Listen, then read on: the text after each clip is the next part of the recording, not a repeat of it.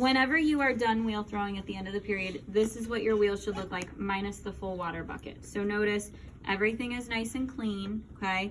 So all parts of the wheel should be nice and clean. There shouldn't be clay all over them. There's tools that should be cleaned. Your bucket should be clean and empty. That's the only thing that's different about this picture. The pedals should be up, the stool should be up, the wheel should be off, which I'll talk about here in a second, okay? So this is what I'm looking for at the end of the period when I go to check the wheels, all right? Quickly gonna talk about wheel parts, okay? So as we sit down, parts of the wheel. So this metal part, this is the part that actually spins. This is called the wheel head. And this is the part that's attached and it spins, and then it has 2 pins on it. This is where your bat is gonna fit onto, okay? And then we have the splash guards, okay? So these actually come off. I'm gonna show you that here in a second.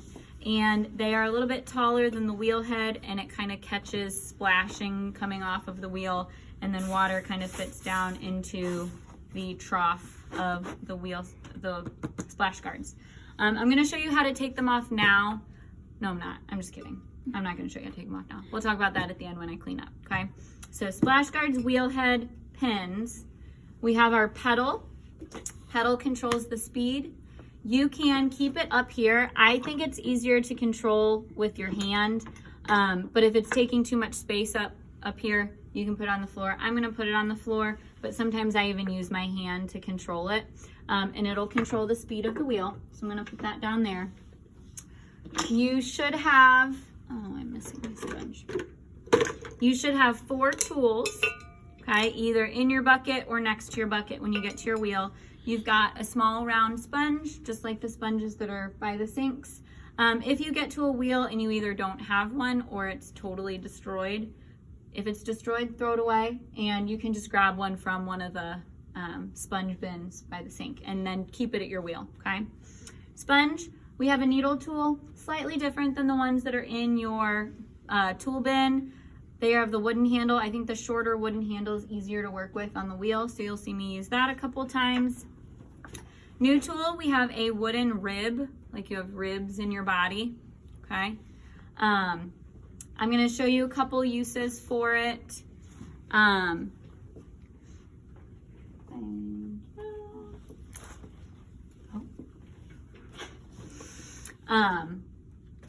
Wooden rib. So I'm gonna show you a couple uses for it. It's pretty similar to your kidney, not in your body, in your tool bin. The metal kidneys, you've got the smooth one and the scoring kidney. It's just wooden and it kind of is a little bit more sturdy, okay? And then finally we have a ribbon tool. I do not use the ribbon tool very often at the wheel. I'm actually not gonna use it today, but it can be used for decoration and kind of shaving. So I'm not gonna use it today, but next time I do a wheel demo, you will see me using it, okay? So that is a ribbon tool. So those are the full 4 tools. And then I've got my water bucket. Notice how full it is. You do need a lot of water. And then finally, we've got our control panel. So if you look at a wheel that's near you that you can see the control panel, there are 2 switches. So the front switch is our power switch. Up is on, down is off. And then the back switch controls which direction the wheel spins. Do we have any lefties? Okay, so lefties, you're essentially gonna flip-flop everything I'm doing today. I will help you when you go to throw, but lefties, you're just gonna flip-flop everything I'm doing today. So we'll get there. So the direction of the wheel. So if the back switch is pushed all the way towards the wheel wall, it is gonna spin in what they call forward. It's gonna go counterclockwise, and typically righties are gonna throw going forward, okay? So counterclockwise is typically if you're a righty. Next, there's a middle position. The middle position, it doesn't know which way to go, so guess what? It doesn't go. This is when kids think the wheel is broken. If the wheel is not going, but it is plugged in, and it's just not going, check that switch, it's probably in the middle, okay? And then if you push it one more time all the way towards you, it's gonna go in reverse, it's gonna go clockwise, and that is typically for lefties, okay? Now, I will tell you, I have kids that are righties, but they throw lefty. I have kids that start a project going in forward and then go in reverse or vice versa. So that is definitely a switch that you should play around with and kind of decide what's most comfortable for you. I know there are kids that write with their right hand but play sports with their left hand. So definitely play around with that switch and kind of see what is most comfortable for you, okay? I'm a righty through and through. I have not mastered throwing with my left hand yet, so we're gonna go righty today, okay? So those are all the parts of the wheel. Next thing that we need our bat. Okay, so I'm gonna start with the square bat. Maybe. Okay, so I've got my square bat, and I'm also gonna grab my piece of clay. Use that one. Okay, so a couple of things about the bat. There is a right and a wrong side. We want the side that has texture, okay? If it has a sticker, that is definitely the bottom. Some of the bats, the texture is kind of worn out a little bit. Check the very center. Usually there is at least a little bit of texture on the center. The texture helps your clay to stick to it, so it'll stay stuck while you're actually trying to make your project, okay? And it should fit onto the pins, okay? The other thing that you want to check to see if it's laying flat, if it's rocking quite a bit, the bat may be warped. Some of the bats have gotten warped from the heat gun staying on them for too long, and so they melt and warp. Some of them have just gotten warped over time because they weren't cleaned very well and then stacked unevenly. You might also check the bottom. If there's pieces of clay on the bottom, it's obviously not gonna sit flat. So check all of those things. If you do have a bat that's not sitting flat, go ahead and just put it back in the shelf. It can be used for hand building, and grab one that does sit flat, okay? So we want the texture up. When we talk about what we need our clay to look like and feel like and be like, we want really, really, really well wedged clay. If there are air pockets in your clay, it's gonna cause problems as you start to try to make your project. So make sure you wedge better than you've ever wedged before. We want it to be really, really nice and plastic. Hard clay is hard to throw on the wheel, so we don't want it to be too hard. We also don't want it to be too soft, because if it's too goopy, it's just gonna fall apart as you try to make a project. So we want really nice and plastic, really well wedged. We want a your-sized handful. For beginners, a your-sized handful is gonna be the easiest amount to throw with, okay? And you want it to be like a good your-sized handful. You shouldn't be able to hide it in your hand. If you can hide it in your hand, you need more. And you don't want massive either. The bigger it goes, the harder it is to throw with as a beginner. And then if it's so small you can hide it in your hand, it's almost like your hands are too big to work with it as you start to throw, and it's just as difficult. So your size handful, generally that's about softball sized, but that might be a little bit different for depending on who you are and how big your hands are. And then lastly, the shape that we want, or the form that we want, is a gumdrop, okay? Bless you. Gumdrop is gonna be the best form to start with, and notice that it's really nice looking. It doesn't have like divots taken out of it. It looks really nice and wedged and somewhat smooth. And then lastly, we want to make sure that the bottom doesn't have a dip in it at all. We want to make sure that when we put this onto the bat, the entire bottom of our clay connects to our bat, okay? So you don't want it to have any divots in it. So I've got all that. I'm gonna kind of hover over the center of my bat, and I'm gonna throw it on there. We wanna make sure that it's really stuck, okay?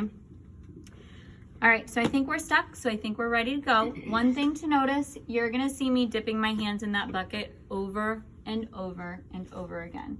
It's really important that your hands are really wet so that the clay slides along it. If your hands are not wet enough, you're gonna take chunks out of your piece of clay, and then you're gonna have less and less, and your bowl is gonna get smaller and smaller and smaller. So keep your hands really wet the whole time, okay? So I'm gonna go ahead and start the wheel. The first thing that we have to do is center our clay. So first thing is centering. No matter what you're making on the wheel, you always have to center first, okay? And for centering, we want to go full speed. The centrifugal motion of the wheel actually helps you center. So while the speed might be a little bit intimidating, it is going to help you center. So I'm going to put the pedal all the way down, and then I'm gonna take my foot off the pedal, okay? You don't wanna keep your foot on the pedal because you don't wanna accidentally change the speed as you're trying to work. So get it to speed and take it off your pedal. So if we look at our clay right now, can we tell that it's wobbling? It's not quite right in the center. So if I were to try to start making something right now, I would have one side that was really thick, one wall of my bowl would be really thick, and one would be really thin because my clay is not perfectly in the center. So the first thing that we have to do anytime we're throwing on the wheel is center our clay, okay? So the first step of centering is coning up. So I'm gonna wet my hands, okay? And then essentially, the biggest part of wheel throwing is keeping your arms and your hands really, really steady. Because if your hands are steady and stiff, you're gonna force the clay to be steady and stiff, which is what we want. If your hands and your arms are going all over the place, your clay probably is too, and we want it to be steady. So, as far as positioning goes, we wanna lock our elbows into our hip bones. Okay, so pretend like your biceps just got fused to your body and you're like a robot, okay? We want our hands for centering to be mitten hands. We don't want gloves on, we want mittens on, okay? If we separate our fingers, we're more likely to get caught in our clay and take a chunk out. So we wanna have mitten hands for centering. We're going to fuse our biceps to our body. And this is gonna sound really silly, but it helps a lot. Flex your biceps. If you think about what happens when you flex your biceps, your whole arm gets stiff, and it's gonna make it much easier to make your clay get steady and where we want it to be, okay? So to cone up, I'm gonna lock in. I'm also gonna rest my forearms on the splash guards. I'm gonna put my hands straight up and down. I'm gonna touch the side of my hand. I'm gonna seal it to my bat so you can see that circle starting. And essentially to cone up, I'm gonna squeeze at the bottom, equal pressure on both hands. You're gonna see my clay pop up, and then at the very end, I'm gonna follow my clay up to make kind of like a cone shape, okay? So lock in, flex my biceps, mitten hands. I'm gonna squeeze. Oh, hold on, my clay didn't stick. Minor problem. Ah. Okay, let's try that again. Locked in, mitten hands, start at the bottom, squeeze, and then we're gonna follow it up, okay? Obviously, if my hands weren't wet, I could have pulled the whole thing up off of the wheel head. So you wanna make sure that your hands are really wet. So we're gonna make this cone shape. One thing that you want to make sure of, while you're centering, the center point should always be the tallest point, okay? So what goes up must come down. So now we're gonna cone down. So I'm gonna take the heel of my right hand. I'm not gonna put it directly on top. I'm gonna kind of put it to the right side a little bit, so top right. I'm gonna fold my mitten fingers over. Left hand is gonna go on the side. Essentially what I'm gonna do, equal pressure between my hands. I'm gonna squeeze in and down. I'm gonna anchor my arms. I'm gonna flex my biceps. I'm gonna rest, and you really need to try to stay as steady and as anchored as possible. So I'm gonna squeeze down and in, and we're gonna try to go back to that gumdrop shape, okay? So down and in. As soon as your left hand can reach the bat, seal it to the bat so your clay doesn't sneak out, okay? So automatically my shape looks a little bit better. Do we notice that it's still wobbling? Yes, okay, so we're not there yet. I would say cone up and down at least twice. Coning up and down aligns the clay particles, makes your clay a little bit stronger. It's almost like extra wedging. And so it's important that we cone up and down. So do it at least twice. If you don't like coning up and down, I'll show you a different method to centering after you've coned up and down the 2 times, okay? So again, lock in, anchor in, flex your biceps, hands straight up and down, mitten hands, squeeze, and then follow it up into a cone shape, okay? And then we're gonna cone down again. Right hand on the top side, fold my mitten fingers over, left hand on the side, I'm anchoring in. We're gonna go down and in. Okay, again, looking better. Some of you might think that it's already centered. I can tell that it's still a little bit wobbly. If you're not sure, put a hand on each side. I'm not pushing, I'm just resting. And when I have a hand just resting on each side, I can feel that my clay is kind of doing this, okay? So whenever it is centered, you should be able to put your hands on each side and it should feel like it is equally hitting your hand all the way around, okay? So here's where I'm gonna change my method. I've coned up and down twice, so I've aligned the clay particles. I don't particularly love coning up and down. So another method, once you've done that to center, you can either make a V or an A with your hand. So it all depends on if you would rather pull towards you or push away. I prefer to push away because I can kind of use my body weight. And I'm gonna make a V, so I'm gonna push with the heels of my hands. I'm gonna squeeze in with like my bottom fingers, and then with the crook of my thumbs, I'm going to push at this angle. I'm not pushing down on the top, I'm pushing at that angle. And essentially, I'm giving equal pressure on all parts.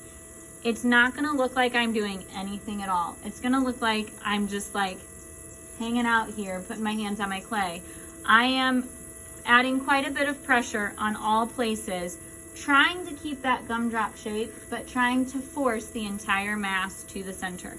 So this is the part of centering that honestly takes no looking.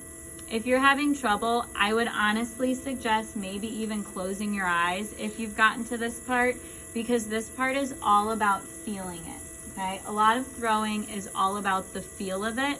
And so until you get in and you practice, it's gonna be difficult to really think about how to do it and, you know, the feeling of it. So it's gonna look like I'm doing nothing, but I truly am adding pressure from all sides, flexing my biceps. So I'm gonna push away, squeeze in, push down, okay? And I'm gonna do that until I feel like the clay stops wobbling, okay? So it looks like I'm doing nothing. My biceps are super flexed. I am squeezing and I am feeling for it to stop wobbling. Okay, notice I'm adding water. When I feel it stop wobbling, when I feel that it stops wobbling, I'm gonna really carefully release pressure. Do you see? Did you notice that it was still wobbling a little bit before? And now it's not, right? Okay, so it's all about, and again, we want those mitten hands because we don't want to get a funky shape. We want to keep the gumdrop. But I really was pushing pretty hard from all of those angles. My biceps were flexed, okay? Now, here's the thing that you have to be careful of in this step. Okay, let's say you're doing it, oh my gosh, I feel like it stopped wobbling, I'm there, yay! Do you see that it's wobbling again? Mm-hmm. Because when I took my hands off, I bumped it. So, it's really important, once you feel like it stops wobbling, just really gently release pressure. Don't bump it on your way off of there, okay? All right, so we're centered, so now we're ready to make something. Anytime you're making a vessel, so a bowl, a mug, a vase, any type of a vessel, we need to start with a hole, okay? So, another general ceramics rule, everything with the wheel, anytime you are doing a step in a project, your hands are completing jobs or tasks. Your hands are either working together to complete a task or a step. If they are working together for a job, they should be touching. The other option is one hand is performing a job and the other is just supporting, okay? So your hands are either touching and completing a job together, or you have one completing a job and one supporting. So in the step that we're gonna do first, making a hole, my thumbs are gonna be touching. We're gonna act like my thumbnails are glued together and they cannot separate, okay? So I'm gonna put my fingers on the outside. This is just for support. It's not pushing, it's literally just to help keep me stable.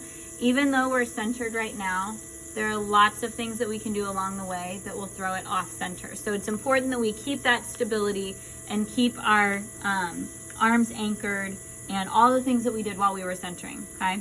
So I'm gonna support on the outside.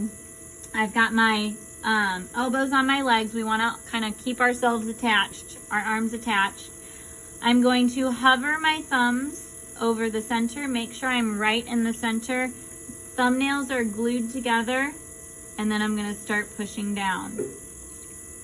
As I push down, pretend like the rest of your thumbs are getting glued together as well. So we're essentially trying to make a ditch. So my thumbs were stuck together. You don't want to let them separate. Okay, so if we look at this, I've essentially created a valley in my gumdrop. Okay, so we've made a valley. Okay, first step done. You want to make it big enough that it's an obvious valley, but we don't want to go too deep, because if we go all the way to the back, you've made a donut, not a bowl, and there's no going back, so you have to start over.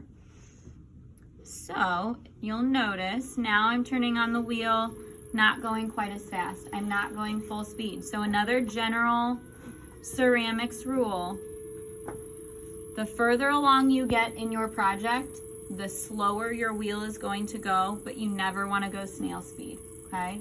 So I started full speed to center, and now I'm one step in. I've slowed it down just a little bit, okay?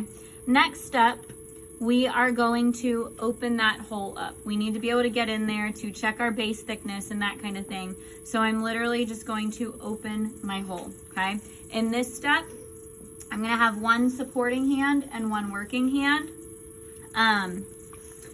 Your working hand should always be the side that is going away from you, okay? So I'm a righty, I know that it's going forward, and so my right hand should be my working hand, okay? And then my left hand is gonna be my supporting hand. So I'm still anchoring in, supporting, and then my right hand, I'm gonna put my 2 middle fingers into my valley, and I'm gonna pull straight towards me. Okay, so you want to pull that whole wall straight towards you, and we're literally just trying to open up our hole, okay? You're going to notice that I'm going to put my thumb on my left hand. What you really want to make sure that you don't do, you don't want to push up against. We're trying to widen it, not squeeze it. So although I'm putting my thumb on this hand for stability, I'm not actually pushing the clay up against it. So I'm going to open it up enough that I can get in there. So I'm going to take my sponge, I'm going to get in there, I'm going to flatten out my base so that I have a nice even flat base. Okay, so if we look at it now, a little bit wider, nice flat base. Okay. And at this point, now that the wheel's stopped, we're going to go ahead and measure. Obviously, your project is attached to the bat. We need it to stay attached to the bat, so we can't measure it like we would a hand-built project. So I'm going to grab my needle tool, and I'm going to push it right in the center all the way to the bat. Don't take it out yet. I'm going to very carefully, trying not to touch my clay, I'm going to put my finger on the needle tool where the clay stops. I'm going to pull it out. What thickness do you think I'm looking for? 1/4 of an inch. So this is pretty thick. This is like 1/2 an inch. If you're really close to 1/4 of an inch, if it's just a hair thicker, you're fine. 1/2 an inch is pretty thick, so we're gonna thin it out a little bit more. However, it's better to be too thick. We can always fix too thick. If you get it too thin, it's pretty difficult to fix, and usually it's just easier to start over. So better to be a little bit thick at the beginning than too thin, okay? So to thin it out, again, I'm gonna support, I'm gonna take my middle finger, I'm just gonna make like a little dimple right in the center, and I'm gonna pull that clay to the outer wall. Making that dimple will get rid of the needle tool hole that you made. Just do a little bit at a time. And then again, I'm gonna take my sponge, flatten out that base, and I'm gonna measure again.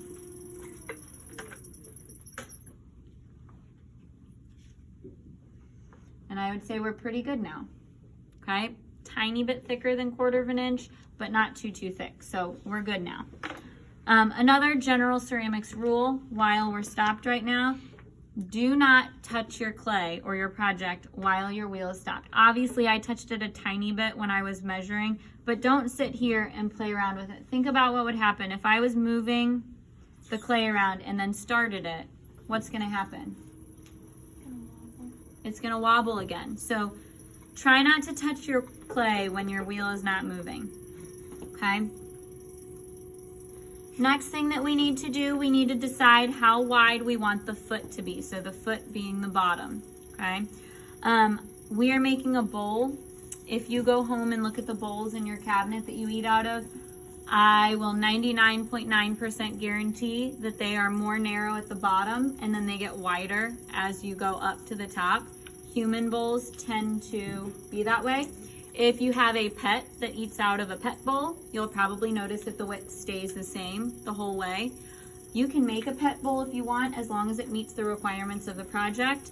I'm gonna make a human bowl though, okay? So a little bit more narrow at the bottom.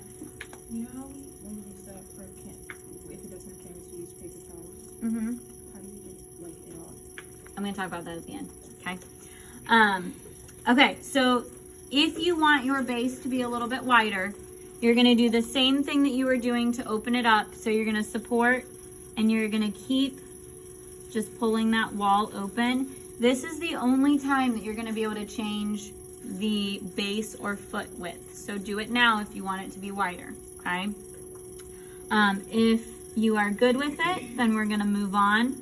Next thing that we wanna make sure of is where our walls meet our base is more of a right angle, okay? We saw the valley when I first made the hole. If you still have something that looks like a valley, you wanna make sure that you kind of push right where your walls meet your base. So if you've got the valley, you kind of wanna push to make sure that you've got more of a right angle or like a cylinder on the inside, okay?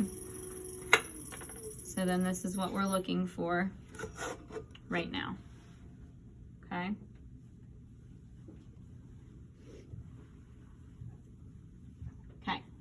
So now we are ready. I've got my base width where I want it. My base thickness is good. I am ready to pull up my walls. So next step is pulling up walls. Okay, notice again, I'm gonna slow it down even a little bit more. And to pull up our walls, essentially what we're doing, we're squeezing them in between our fingers. We're squeezing them up so that they get taller and skinnier. Now, right now, we are not concerned at all about this looking like a bowl. When you're pulling up your walls, you really want to pull it into like a cylinder or a volcano shape because the wheel spinning automatically wants or tries to make your project get wider. So if we are also making it get wider, it's going to flop. So when we are pulling up our walls, you want to pull them straight up. So I'm gonna do it once with the sponge, once without. So my fingers should be right opposite of each other, and I'm gonna essentially squeeze and move up and in. Couple things. You should be working on the side that's going away from you, okay? That's really important. You wanna make sure that your fingers are right opposite of each other, elbows are tucked in, and your hands should be touching. This is one where your hands are performing a job together, okay? So I'm gonna start, I'm gonna squeeze, and I'm gonna go up and in. So I'm almost pushing a little bit more with my right outside hand so that I don't get too wide. I'm gonna go to the top, but not past the top, and let go, okay? Couple things that you hopefully noticed. One, I stayed in one line all the way up the side. I didn't move with the wheel, okay? If you move with the wheel, you're gonna get this spirally collapsing thing, okay? So you wanna stay in one line. You wanna make sure that your hands stay connected, and you wanna make sure that you're giving equal pressure all the way up, okay? If you're giving unequal pressure, you're gonna get weak spots, so be careful there. And then just know that we're not gonna get to the right thickness all in one pull, okay? Right now, this very top part is pretty good, but we still have a lot of thickness down here. If you try to get to the correct thickness all in one pull, you're probably just gonna pinch your walls off, okay? I would say typically 3 pulls is good, and you should be to a good thickness in 3 pulls. If it's still really thick, you probably aren't squeezing hard enough. I would say this is one of the more intimidating steps of wheel throwing. You do have to give it a little bit of pressure. Okay, so next pull, I can't quite put my hands in the same position, but they should still be touching, and you should still be squeezing the wall between your fingers, okay? So this time I'm kind of covering the sponge, or covering my finger with the sponge, and I'm kind of using the flat side of my finger to pull up. My thumbs are connected. So again, elbows tucked. I'm gonna squeeze up and in. I'm gonna go to the top, but not past the top. Again, notice I'm getting a cylinder. I'm not concerned about the shape yet, okay? So in this pull, almost everything is good. We're good from about here up. Down at the bottom, we still have a bit too much thickness. That tends to be why wheel thrown projects explode, because there's too much thickness down at the bottom where the walls meet the base.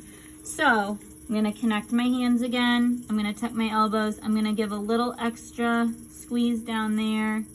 And then as I get to the parts that are already too thickness, I'm releasing pressure and essentially just smoothing them. And now we're pretty good. So my wall thickness is good now.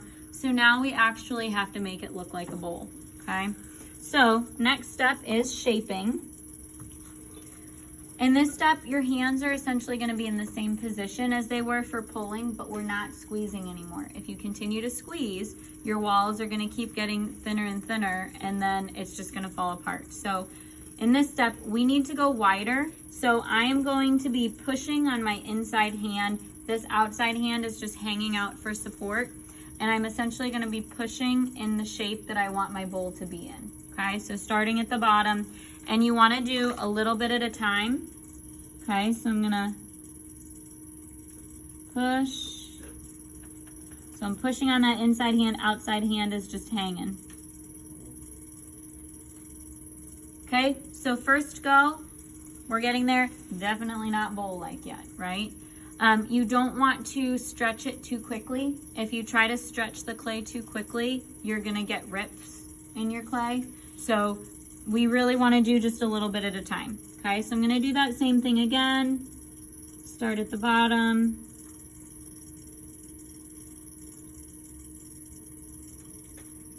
Stretch it out.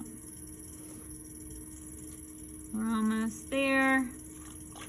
Okay, you can also kind of support it right in front of you. And now my sponge is on the inside. Couple things that you want to be careful about, just like with coil pots, if your base is much narrower than the top part, it's going to cause it to collapse. So make sure that your top lip doesn't go too much wider than your base. You can kind of just get the shape that you want. If you want it to go in, maybe you want it to be more narrow, maybe at the top. You can make a V and almost like give it a little hug. Maybe you want it to come in at the top. You can also just kind of flip-flop what you were doing with your hands. So now I'm pushing on my outside hand. Inside hand is supporting, okay? And then last step, we need to cut the foot. So where do we know the foot to be? At the bottom, okay? So if we look at the foot right now, do you see how it almost like flares out a little bit at the bottom, okay? So whenever this comes off the bat, that flare at the bottom is gonna be kind of fragile and it's gonna create like a jagged edge. So what we need to do is what's called cutting the foot. We're gonna use our rib, okay? And mine's not awful. Sometimes there's a lot of clay down there. I'm gonna hold it horizontally. I'm gonna use one of the corners. I'm gonna touch it to the bat, and I'm just gonna cut in until it's kinda a little bit more equal. So I didn't take off a ton of clay, but if we look at it, do you see the difference? And then I can smooth that as well, okay? So then, when it comes up off the bat, I'm gonna have a nice clean edge. You can even take a sponge to that just to kind of smooth that after you're done, okay? And then you really want to make sure that you clean up any extra slip or sludge, okay? Don't let any standing water stay in there. It will cause it to crack, okay? I wanna show you one more thing. I do not actually need this on my bowl. My bowl is fine, but this is something that some of you may need, okay? A trim cut. So let's say your bowl is way too tall or you have kind of a wonky top edge. You're gonna wanna do a trim cut, okay? So what I'm gonna do, I'm essentially cutting it off. Now, this might look big. Remember, your clay is gonna shrink. Better to have a bowl that's too big, better to be able to fit more ice cream or more Cheerios than not at all. What's up? Okay, go for it. Bye. So let it be big, okay? If it's enormous, we can trim it down a little bit. But remember that your clay is gonna shrink. So to do a trim cut, I'm gonna hold the needle tool in my right hand on the wooden part. I'm gonna tuck my elbow in. I'm gonna put my left pointer finger on the inside where I want it to cut.